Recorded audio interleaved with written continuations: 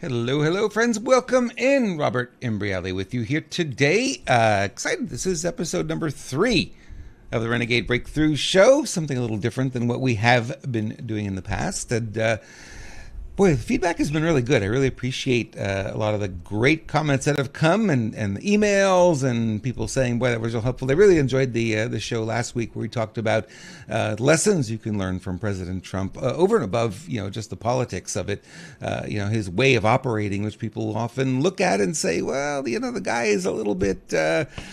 egotistical or, a narcissist or, all these words. And you realize, okay, this is where this is coming from.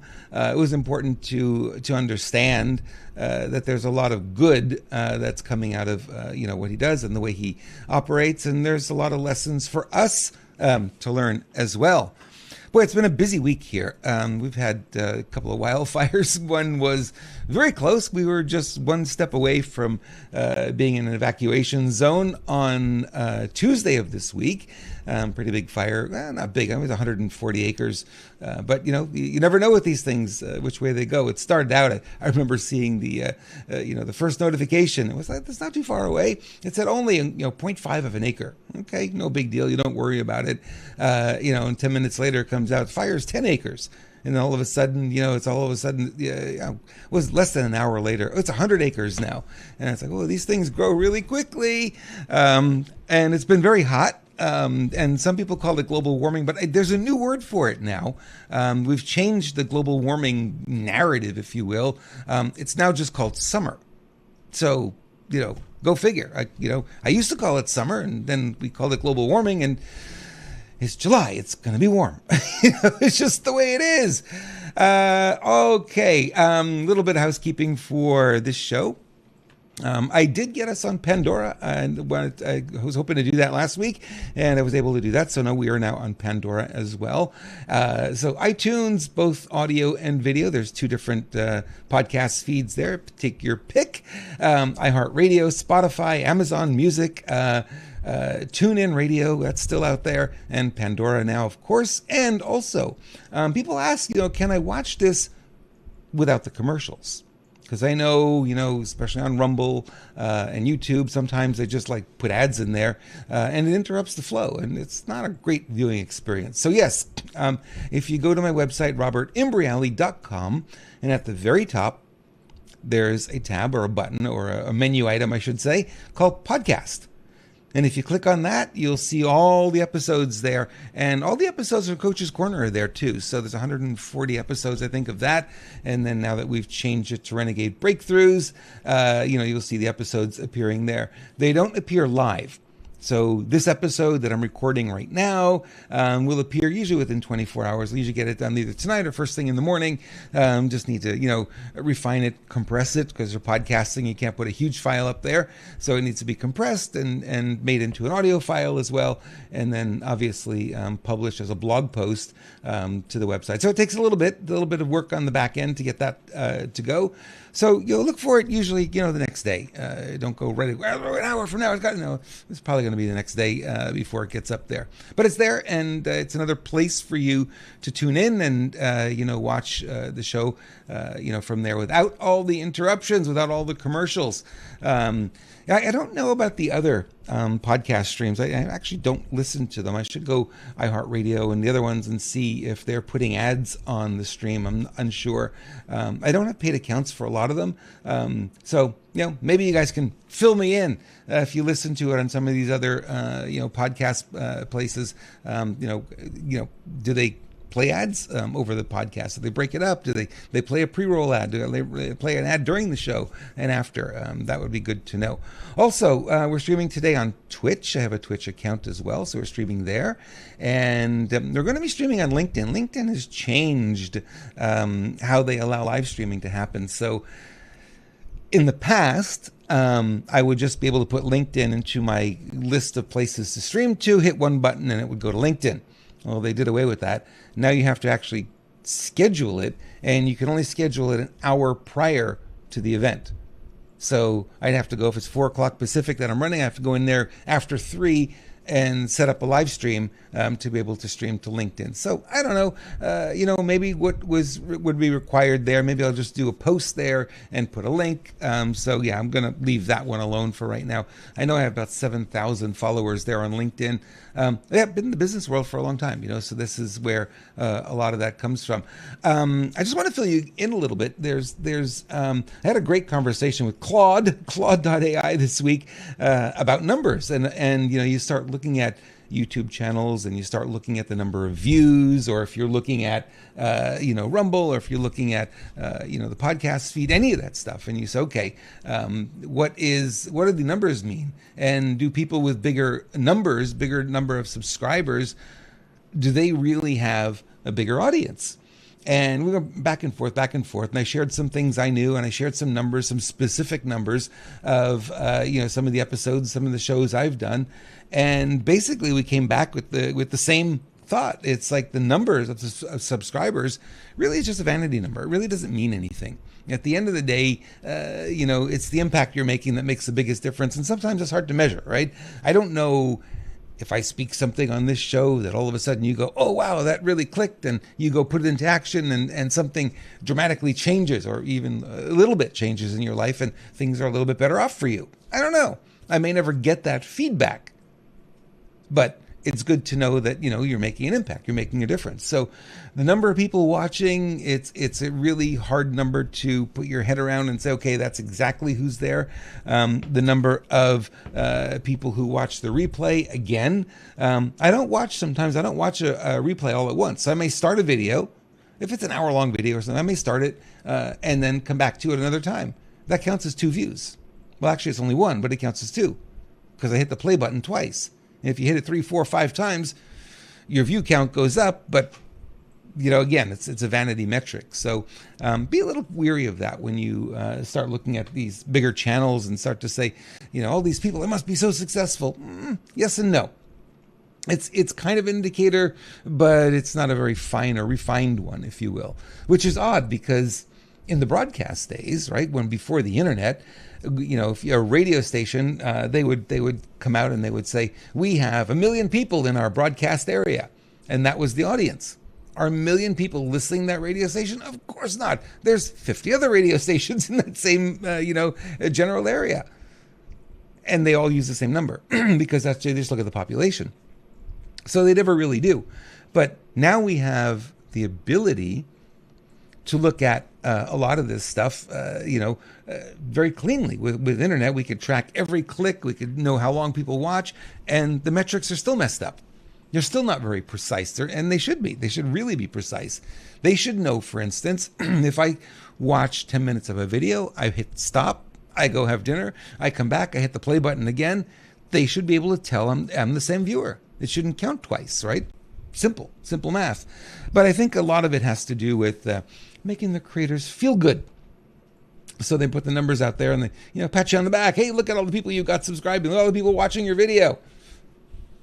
I don't know. I went into Rumble one day and I went back to one of my older shows. I know nobody's watching it.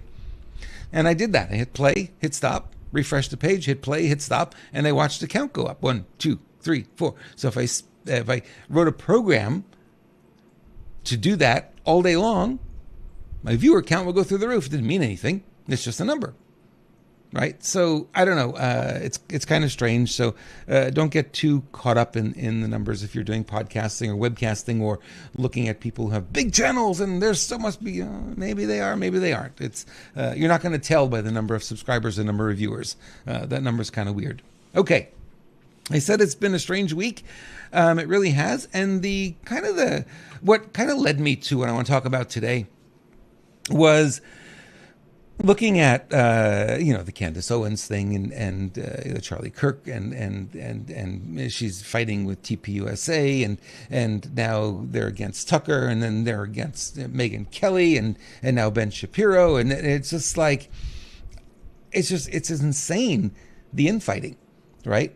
It's this whole truther community that was built around everyone's going to be on the same page, we're all going to work together. We're completely shredded, torn apart in a way I kind of knew it could happen. There was always a possibility, but things are really shredded now. And you look at this and you go, okay, so what's the bigger message here? What's really going on? So I'm going to dig into that a little bit today, because I think there's some lessons here for us to learn, and I think it's important that we don't get too caught up in it. And I'm kind of glad I stepped away from it a little bit, stepped back from a lot of that, because I kind of felt, and it's been about a year now, I've kind of felt that things were kind of going off the rails in that world anyway. A lot of the information we were being given, not true. A lot of it was planted. A lot of some of the people with the quote unquote intel, the intel often turned out to be fake or complete and total lies. Some of the posts you watch, now so much of it's AI generated, and you go, is it real or is it Memorex? And it just got really hard. So taking a step back from it's actually been a healthy thing, because it allowed me to refocus and figure out, okay, maybe now is a good time to do what I've been talking about probably for the past year, is get back into the world that you come from, whatever world it is, whatever work that you do, whatever business you run, just get back into that and start, living again. I think one of the challenges that we've all faced here is we're waiting. What are we waiting for? Oh, it's going to change. It's going to get better. When? Oh, it'll be July. Remember this year it was, oh my gosh, it was this year, every month. Oh, it'll be May. Things are going to change in May. And then didn't happen. Nothing happened in May. It'll be June. For sure it's June. Nothing happened in June. Now it's July. Almost halfway through July. Anything happening? Not really, right? Oh, it'll definitely be August now. And this hopium, this up and down roller coaster, is really difficult. Really hurts a lot of people. You get all excited, and nothing happens. So you can go back and you might look and you might say, okay, 2 years ago, if I knew now if I knew then what I know now, would I have been waiting, or would I have taken action and done something different? And a lot of us would just like, you know what, we really should have done something different, because we spent a lot of time. We're waiting for the shift. We're waiting for the QFS. We're waiting for, the military to come in and round up all the government and start all over again. Maybe that happens. Maybe that doesn't. Can't wait for it anymore, right? It's taking a lot longer. We were promised that it would be done, like the Iran war, for instance. Oh, it'll be done in 10 days. What are we, 75 days in now? And now it's escalating again. So it's hard to be, one who sits on the sidelines all the time and waits. And I have a lot of people in my sphere that are doing that and have been doing that. And they're kind of getting to the point now where they're like, I don't think I can wait anymore. I think I've got to get back into business. Now, here's the thing. We don't take our eye off that ball, but we also don't let it direct what we're doing on a daily basis, right? Wake up in the morning, everything looks good, you go on with your day. Forget about it. There's nothing there, typically, that's going to impact your day today, no matter what happens. So the hopium, let it go. If something happens and it's really in our favor, absolutely fantastic, we're all there. And if it doesn't, okay, you didn't lose anything. At least you've built the momentum and you're keeping going. So that's kind of where I want to go today. I know a lot of people are asking about that kind of feeling, and they're a little bit stressed out about it. And some people are on the fence, literally. They don't know. Should we wait? Should we wait till September? Should we wait till the midterm? So, there's always something. There's always another date where things are going to shift, but you can see how slow it's all going, right? It's happening. We can see signs, but it's not going to impact us on a daily basis anytime soon. It doesn't look like. I could be wrong, but for the moment, not happening. Okay. So, here's the list of things I came up with. Yeah, we're waiting for the financial system to change, right? We're waiting for our taxes to be canceled. We're waiting for justice to be handed out. Not happening there. For those who still don't see it, we're waiting for those people to wake up. When will that happen, guys? When? Happens a little bit here and there. We see little sparks here and there of it, but it's really taking its time. So instead of looking for that, my question to you is, are you still growing And I don't mean in the belly area. I mean, are you still growing? Are you improving your life in any measurable way? Are you doing things on a daily basis that bring you to the next step? I'll give you a quick example. I've been struggling with hip problems. My hips have been really locked up, and it's because I've been sitting for too many years, and I don't get enough motion. So in the past few months, I've been working more at making sure I get some motion in there, and things are loosening up, and things are getting a lot better. So instead of waiting for med beds or something like that to solve the problem, we use what we've got here. You've got a little yoga move, you've got some stretching, you've got, some things that already are in existence that we could jump into and start using today. So am I growing? Every day I look for what can I do to improve. And for men, this is so critical that we have to have a feeling of accomplishment at the end of every day. So I like to put that kind of at the beginning of the day. So whatever else happens is kind of the cherry on top. So what is one thing on my list that is a must that would move the needle for me and my business, my career, would move it forward? What is one thing I can do? And that'll be like top of the list to get done first. So normally by 9, 10 o'clock in the morning, I've got something big checked off on my list. I can feel accomplished. I feel like I've taken that step. I've moved forward. Now, does that mean I stop there? I could if I want to. Oftentimes I won't. Oftentimes I'll go figure out what the next thing is. And before I shut down the computer for the day, I will often look for what's one thing I can do tomorrow. What's going to be on that list tomorrow to move the needle a little bit. It may be very small. It may be a phone call. It may be sending an email. It may be, I'm going to say sending a fax, but that would be really dating me. So I'm not going to say that. But, that kind of thing. It's like you got to be able to do something, right, that moves the needle a little bit for you, whatever that is. It may be stretching. It may be, I'm going to have a healthful breakfast tomorrow. I'm going to not eat the pancakes. I'm going to leave the bacon aside, and I'm going to have a green drink, right? I'm going to make a smoothie. I'm going to, whatever it is. But you can do something that helps you take that step forward. So the goal here is that we're not sitting around, because if we're sitting around, life is going anyway. And what happens is we fall behind. I don't want to see you do that. I want to make sure that you keep moving along with everything that's going on. So you kind of keep up with it. There is no standing still in life. I mean, a lot of people think, I just want to get to the point where I retire, put my feet up and do nothing. You know what happens with those people? They don't live very long. Really. Once the goals are gone, they don't have anything to live for, they stop living. And when they stop living, they start getting sick, and usually a year or two later, they're gone. Crazy, but it's true. I've saw it my own dad. He did that. He retired, and I'm not doing anything anymore. I'm done. 2 years, gone. And just a question of always having something that's got to propel you forward, something you want to do. But what I'm seeing right now, this is kind of interesting. The truther market, right? The truther community, big market. Lots of people got in the truther world when it all started. I got in 2020. People started to come in, and bigger shows, and I was doing what I was doing, and other people were doing other things they were doing, and we all kind of got in. And I'm seeing this more and more, and you're not hearing a lot about it, but in the back channels, people are talking about it. A lot of these guys have gone broke. A lot of these guys have lost their relationships, lost their jobs, lost their friendships because they took a stand. And I know it. I've experienced some of that. And a lot of them are out of it because they got left behind. They weren't making the money, but they were putting in the effort, the energy, but they just weren't making the money.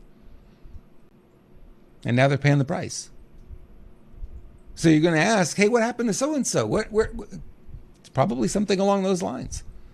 They've gone back to where they came from. They've gone back to doing what they were doing because they didn't get to a point where they could cash flow, right? They didn't get to a point where they're making money. And a lot of us, I did so much stuff during that time. I didn't get paid for it. A lot of it was just volunteering because I had to throw my weight into the solution. I couldn't just sit back and wait for somebody else to do it. And I'm still doing it, but in a different way. But a lot of people have done it, and it really costs them. So if you start to see people, falling off the bandwagon like that, well, that's what's really going on. So from that perspective, I'm glad to be here. I'm glad I can hang in there and do what I can do. It's sad to see it, no question. But in some way, I'm guessing it was it was expected. Kind of saw that it's coming, and that kind of thing. So one of the things that you can do to help out if you see people who are in that kind of space is a couple of words of encouragement. That always helps. So give them a thumbs up on their video. That kind of helps. And if there's a way to donate or give them money, and if you have a few extra dollars to send them, that's appreciated as well, no question. But we've got to look at life right now. I think we've got to, as a photographer, I know your perspective completely changes when you look through the camera and you've got a different lens on the front of that camera. So I think we've got to look through things right now with a different lens. We've got to look at, we've got to come at it a different way. We've been doing it one way, and it got us where it got us. And I think, I don't regret what I've done. I think it's really important to have done that. It's a learning experience, a growing experience. And now I'm looking at it through a different lens. And sometimes that perspective, like I say, changes everything. And I think that's where we are right now. Is we're got to get into the space where we start to see things a different way. So I think the trick is for so many, and I've been telling this to the people in the back channels who are in this industry and who decided, they couldn't do it anymore. They ran out of money. The funds ran out, and so forth. I always encourage them. I say, what were you doing in 2019?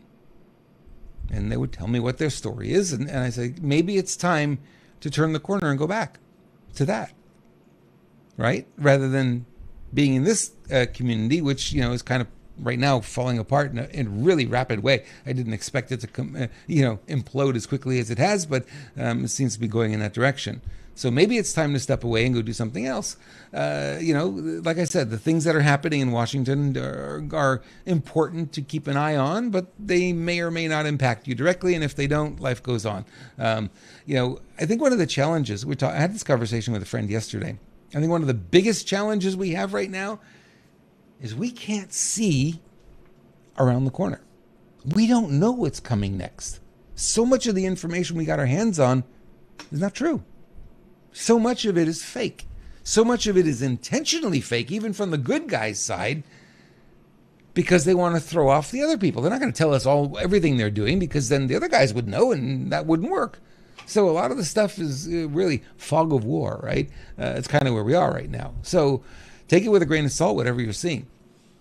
I think, if I'm looking at the speed at which things have been happening, and we look at where we want to go, I may say we're 5 to 10 years out before we get there. Could be tremendously wrong. I'm just going by what I've seen and the pace of the legal system and the pace of everything. Could be 5 to 10 years out before we really get, to somewhere new, somewhere where we really want to be. Could be sooner. I'm hoping it's sooner. I'm hoping it's, September, right? But it doesn't seem that way based on what we've seen over the last maybe 10 years or so. So we're going to keep an eye on it. All right. Before we rock on a little bit, I talked to you about this last week, but I'm going to talk to you about it again because it is kind of fun for me. Where's mine? Oh, here it is. My ruled notebook. I love these little notebooks. They're so cool. It's just lined paper inside. That's all it is. And it got a cool cover. And we've got a bunch of different designs for you. If you like notebooks like I do, I always have a notebook on my desk. And if I'm in a meeting, I always have a notebook. I have the iPad too, but I use a notebook more than anything. So there's a handful of different designs. You're much more powerful than you've been taught to believe. That's my quote. Make America Great Again. You know who quoted that one, right? Your past does not equal your future. That's a Tony Robbins quote. And I love this one. I am part of the solution. So you want to find out more, it helps the show out. And of course, it's fun to have that as well. Shop.renegademedia.tv. Shop.renegademedia.tv is where you go. And you'll find the full collection there. Okay. Let's get into some of the things I wanted to really talk about today. Where are we? We're halfway through already. Wow. This goes fast, these shows. I think I've got a whole hour. I've got lots to talk about, and it goes so quickly. All right.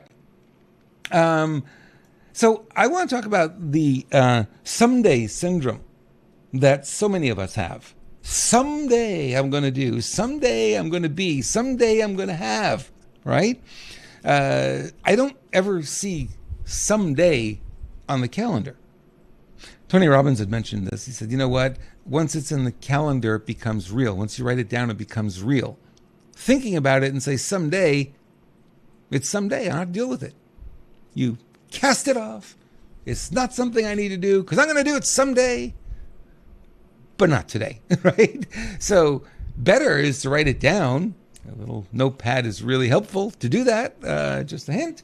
And write down what your goals are. This one this one's called Breaking Free. This one is, it says my plan at the top. This is my plan for breaking free.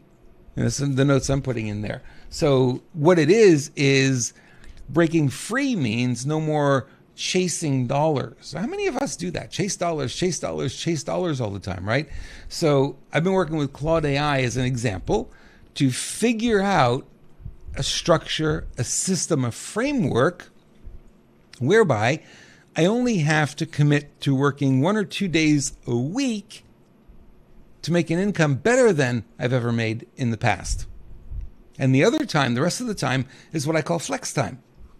Like if you look at my calendar, Wednesday is always a flex day. What is a flex day? That's a weird thing. Wednesday is a flex day. Nothing is scheduled on Wednesdays. So what does Wednesday end up being? Whatever I want it to be, right? I wake up Wednesday morning and I decide, you know what? I'm going to work on the farm today. Or, you know what? I'm going to go to town. Or, you know what? I'm going to go to the bookstore. Or I'm going to go do something. Or I'm going to work on a website. Or, you know, whatever I want to do, it's a flex day. I don't block anything in that Wednesday. Wednesday's blocked out. Can't book calls with me on Wednesday, right? So if I do coaching is typically on a Monday, and webinars and things like that will be either Tuesday or Thursday. But Wednesday is a flex day, and it allows me time to breathe during the week because I know the week can be very busy sometimes, and it's good. So the someday syndrome, maybe that's the kind of thing that goes in. Maybe you have a day a week where you decide, I'm not going to schedule anything. I'm just going to go. Leave that day open. I'm going to go do whatever I feel like doing that day. That's a great feeling to have that freedom, isn't it? So my plan is exactly this, is to have more flex days in the week where I might be working a Tuesday and a Thursday, Monday, Wednesday, Friday, Saturday, Sunday, flex days. Go do whatever I want. It doesn't mean I'm going to sit on my hands because I'm not that kind of person. I'm always in motion. Those who know me know this. I'm always doing something. But it doesn't have to be for the dollars, and that's the thinking that I have going into this. And it's not that I'm so special. So many people do this, right? So many people are able to figure this out. I thought that's a great place to start. So I went into Claude.ai and I said, here's what I want to do. Here's what my plan should be. And we've been in this conversation, same chat, almost 3 months now. Rebuilt everything. We rebuilt the messaging. We rebuilt the webinars. We rebuilt the website. We rebuilt the LinkedIn profile. We rebuilt the podcast. All of this stuff that you're seeing is a result of what's coming out of there to get me to that point where I have 3 days, 5 days a week where it's flex time, and I don't have to be any specific place doing any specific thing. Wouldn't that be great freedom? I think a lot of people, when they think about being free, they think about, I need millions to be free. The reality isn't that. I remember going to Financial Mastery with Tony Robbins, and one of the first exercises was, what's your freedom number? I said, what do you mean, what's a freedom number? How much money do you need every month that all your expenses are paid? And if you ever played Robert Kiyosaki's cash flow game, you won the cash flow game the moment you created enough passive income that covered all your expenses. Now you are what's called financially free. Not financially independent, financially free. So my thought was, I need $1 million. But when I looked at my expenses at the time, it was like $2,500 would do it. And I thought, really? I only need $2,500 of passive recurring income to be financially free. Wow. So look at it from that perspective. And then when you talk about flex time, right? Oh, flex time. What is that going to look like for you? And I think you'll find that you're going to like the answer. All right. There was a fellow, very well-known fellow. Maybe you know this face, Les Brown. He gave a speech many, many years ago, and I was producing a seminar where he was one of the speakers, and I got to sit down with him for a little bit, and he said something interesting. This is one of his quotes. You don't have to be great to get started, but you have to get started to be great. Kind of common sense, right? You think about that. But he said something else that was kind of fascinating to me. He said, you got to learn to go before you're ready. And I thought, wow, what a fascinating concept that is. I really like that. And what I did is I wrote an article, and it got published in magazines, in the mid-90s. I was getting published in magazines a lot. One of the articles I wrote was learn to go before you're ready. And here's the challenge with a lot of people. A lot of people will think about going. They'll think about doing. They'll think about becoming, and things that they want to have and things, but they never get started. Or if they start, the first little hiccup, they stop. What is success, really? If you think about being successful, what is successful? Successful isn't straight line, easy, right? It doesn't go like that. It's more this way, and we run into obstacles. And success really is navigating the obstacles and figuring out solutions. Okay, that didn't work. Do I quit? A lot of people will. What if I don't quit? What if there is a way? You start asking different questions. And if you don't have the answers, well, now we have AI. Oh my gosh, you can have a coach working with you like that. I'm trying to do X. Here's what I'm running into. Can you give me some ways I can overcome obstacle A? Boom. AI will come back and give you some answers. I find it hard to believe in today's environment with that tool that people would stay stuck for very long once they figure out that they can actually use this in that way. So, going before you're ready, when you think about, that concept, and I really love this one because it is one of these things that I see again and again, so many people just waiting for all the ducks to line up in a row. I got news for you. I was at the safari park a couple of years ago. We were looking at the duck pond, and very rarely do they actually line up. Or if they do, it's for a very short period of time. So waiting for your ducks to be in a row, good metaphor, right? It doesn't really happen as much as you might imagine it does. So, people will say, I'll wait to have kids until I'm ready. Or I'll wait to start my business until I'm ready. Or I'll wait to lose weight until I'm ready, right? I'm not ready to do it just yet. I know I have to do it. Not quite ready yet. Not going to do it right away. Maybe something that is on your list to do, you should do. You should do it. You should get involved. You should start. You should this. And all of a sudden you're shitting all over yourself. And you wonder why nothing changes. Well, that's why. You've got what we call, here's the P word, procrastination syndrome. Okay. So what's today's excuse for your procrastination? I had a guy that I knew years ago. He was great at starting things. Oh my gosh. Every time I talk to him, he's involved in a new project. Never finished one of them.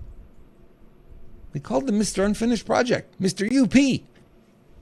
Because he would do this, start a project, and then as soon as he would hit an obstacle, stop. That's not going to work. Go start something else. Hit the first bump. Stop. Go start something. And his garage was littered with projects he'd started, never finished them. I'll get around to it. He would say, I'll get around to it. Never did. The procrastination was there. So when you look at this idea of procrastination, right, and it impacts us all. We were talking about it earlier. Why are people not getting into their life right now? Well, they're waiting for something out there to be different. It may or may not happen. But it's a convenient excuse. And I got to tell you, I'm not immune from this. I did this back in 2008 when Obama came into power. I stopped everything. I had friends losing their businesses because they saw what was going on. A lot of people in the seminar business that were friends of mine couldn't produce seminars anymore. The economy was tanking. Then all of a sudden you had this Obamacare thing come, and they were taking more and more money out of small businesses, and a lot of businesses didn't survive. I had a lot of clients who just folded up their tent and went home, waiting for something to change. And it really didn't start getting better until when? 2014, 2015, we got Trump in 2016, right? It started to get a little bit better. And then by 2019, it was roaring. And then what happened in 2020? Door got slammed on us again. So I think waiting for things to get better out there is a mistake. And one good thing about being a solopreneur, being a small business owner, being a person with the entrepreneurial mindset is no matter what goes on out there, if we really put our mind to it, we could find a way around it. Now, with AI, it should be even easier. How do I solve this problem? How do I solve this? And you could put a prompt as long as this, write the whole thing out, a whole paragraph or a whole page of, content. And you can ask AI, and AI will go through it and it'll give you answers. I'm not saying all the answers are perfect all the time, but you've got a coach now at your fingertips for literally $20 a month that you can use. And it's been very, very, very helpful for me. Now, not everything I agree with. I got into a tussle with it last night on something. But, it's good to talk it through. It's good to, role play it out, if you will. And you're able to move through and get to that next level. So procrastination is one of these things that I see a lot of people going through. And it's been exacerbated tremendously since 2020. It's really, really gotten bad. Since 2020, people are procrastinating now more than ever. Why? Because we keep being promised things are going to change. Why? Because we are unable to see around the corner. One of the things my clients would come to me for every single time was I would be able to help them because I knew what was happening with the economy. I knew what was happening with the political scene. I knew what was happening in the marketplace. And I'd be able to guide them 6 months, a year forward. And all of a sudden, 2020 happened, and I couldn't tell them what was going to happen next week. Because it was so, here's that word, unprecedented. I no longer had that power, which is what caused me in the first place to get involved and be following this, because people were coming to me for that. What is going on? What do I need to know? And I dug as much as I could and kept going and be able to give them pieces and bits and pieces to help them. But the procrastination got worse because it's hard to see forward now. Interesting. Not ready to have kids, and all of a sudden your girl gets pregnant. You have a kid. What do? Give it back? I'm not ready? Or do you learn? You find a way, right? And I think that's really what we have to do at this point is we need to find a way. I'm not ready to start a business. Well, start the business and find a way forward. We have tools now that we didn't have access to before. Oh, I want to do this project. Great. Get in, start this project. And when you run into an obstacle, you got tools to help you get past it. Right? What's behind procrastination? What's the emotion behind it? It's real, right? People feel it. It's visceral. What's the emotion behind it? It's uncertainty, right? So I'm procrastinating, and it's a tool. It's a survival tool, because procrastinating, whether or not you want to jump off the bridge without a harness, probably is a good thing. Let's see, 140 feet till they hit the water. I don't know how deep the water is. I don't know how cold it is. Yeah, probably not going to do it. That procrastination, that can serve you. But it's a double-edged sword. It can also get in the way. And I think a lot of people will run into that, and they'll just like, wow, they overthink things, they overanalyze, they want things to be certain. And the reality is life is uncertain. I don't know how many more days I've got. You don't know how many more days you've got. I don't know how many more shows I can do. I don't know a lot of things I don't know. But if I wasn't able to move forward because of that, that'd be a shame. Because I wouldn't be able to deliver content. I wouldn't be able to give you some insight. I wouldn't be able to help you out with, things that I know I can help you with. So instead, I'm here. I'm doing what I'm doing today. I'm here for you. And, we're going to move forward and we're going to make a difference. So I find a way to move forward And, it's been tough, certainly, but I find a way to move forward regardless of what's going on out there. I still find a way because that's the way I'm wired. Obstacle, obstacle, obstacle. Oh, look, there's one up here. There's a way through. I can get through it.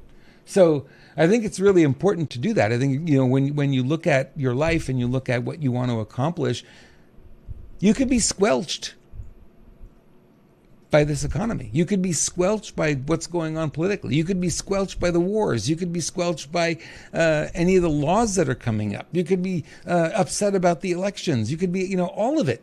We have all the excuses in the world to procrastinate, and we also have all of the excuses in the world not to. So here's what I would suggest to you is you find a way. So, when I'm coaching somebody and they're running into this procrastination wall and they are not able to move forward, the first thing I'm going to do is I'm going to look for their reason why. What's the why behind it? What is causing them to procrastinate? And it's always a fear of uncertainty, fear of the unknown. How many of us have fear of the unknown? We all do, right? But, you start to move forward, you're not going to see it all, but if you take the next step forward, okay, that's not so bad. I remember downhill skiing, standing on top of the mountain, and the mountain was like straight down, or it looked like it was straight down. And it was like, I was almost dizzy. It was so high up, and that seemed very steep. And I decided, instead of looking at the entire mountain, which was overwhelming, I said, I'm only going to look 10 feet ahead. Can I get to that point 10 feet ahead? Yes, then I can turn, then I can get 10 feet ahead, then I can get 10 feet ahead. And before you know it, I had scaled down that mountain, and it wasn't overwhelming.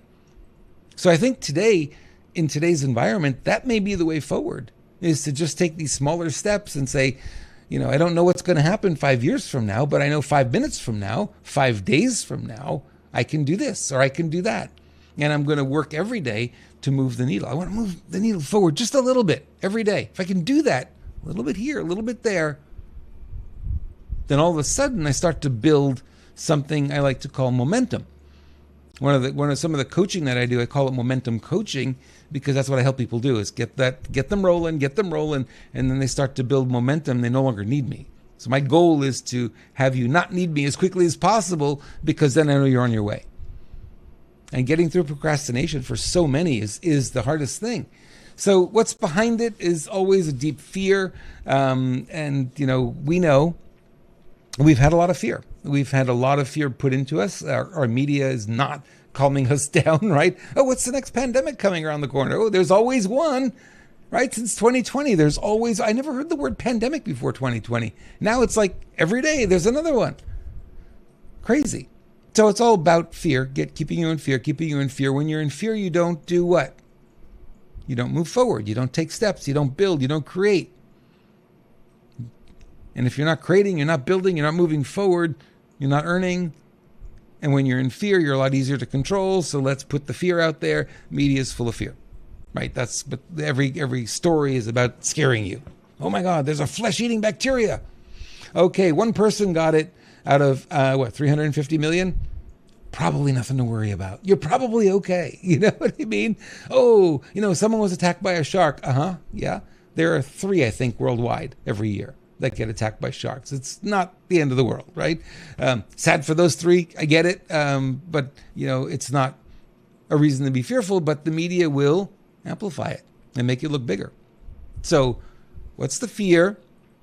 Let's put it back in perspective.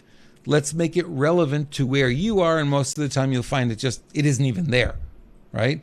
Oh, I have a fear of rejection. I might call somebody up and they may say no. If they say no, it's not a fit. No problem. Next. Go find somebody who's a fit, right? The video I did earlier this week was literally about that, asking the right question. Instead of asking, how much money can I make? You look at how many people's problems can I solve? Because everything we offer solutions, right? So if you're working for Microsoft, for instance, you're what they call a solutions provider. Gee, what a great word, right? They provide solutions for your business, all through the Microsoft channel, of course. That's what we do. We provide solutions. So when I talk to my clients, this is what I do. Is okay, what solution do you provide? Let's find you people who have the problem that you solve. Best way to do it. So the people who are calling me right now, I got to tell you, the clients I've had in the past, they're starting to come back around. They're seeing I'm getting back into the coaching world. I'm doing more, presenting like this, and they're coming back around. You know what they're asking? They're asking me, how do I turn the corner now and get back to doing what I was doing? It's not just me feeling this.